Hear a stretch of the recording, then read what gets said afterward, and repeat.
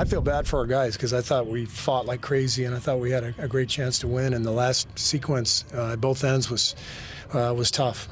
Wiggins did not get fouled. We just looked at the replay. Our guys went vertical.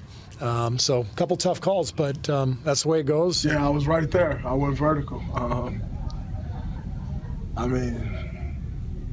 don't know.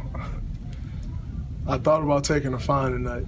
I really did. That's what took me so long to get here. I truly thought about taking a fine tonight. But I'm not wasting my $25,000.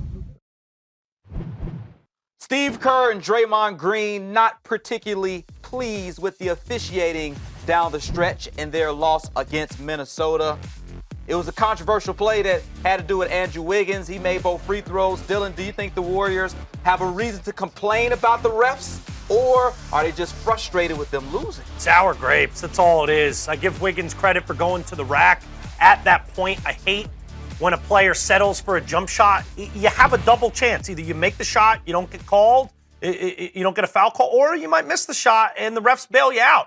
You double your chances of making a winning play late in the game, in a tight game, when you bring it to the rack, what Wiggins did. I loved that move from him. The Warriors have benefited many times from maybe a phantom call late in the game because of aggression going towards the rim. Did you think that was a phantom call? Just your opinion.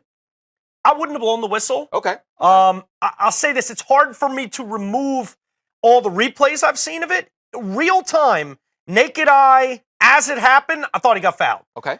By the nature of the way he came in, two guys converging. Draymond said he went straight up. I don't necessarily think Draymond fouled him, but if I'm the ref, I probably blow the whistle in the moment.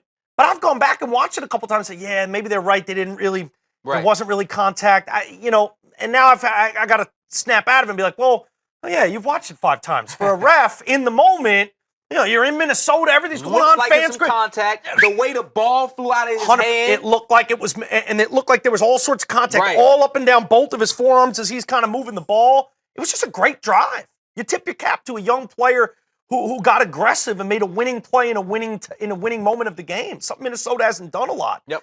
Look, Golden State shot 29% from beyond the arc. They're out of rhythm. They're barely cracking 100. They can't catch any breaks with the officials, but they're not creating their own breaks from within the roster.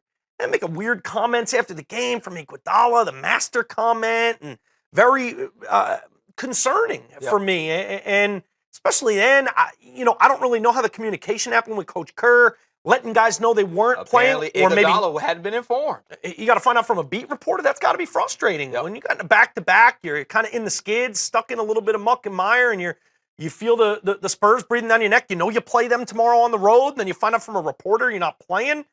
I think these frustrations we hear from Coach Steve Kerr, from Draymond Green, from Andre Iguodala have a lot less to do about if a hand hit Wiggins' forearm, and a lot more to do about them losing games, which they're not accustomed to, and not looking like themselves.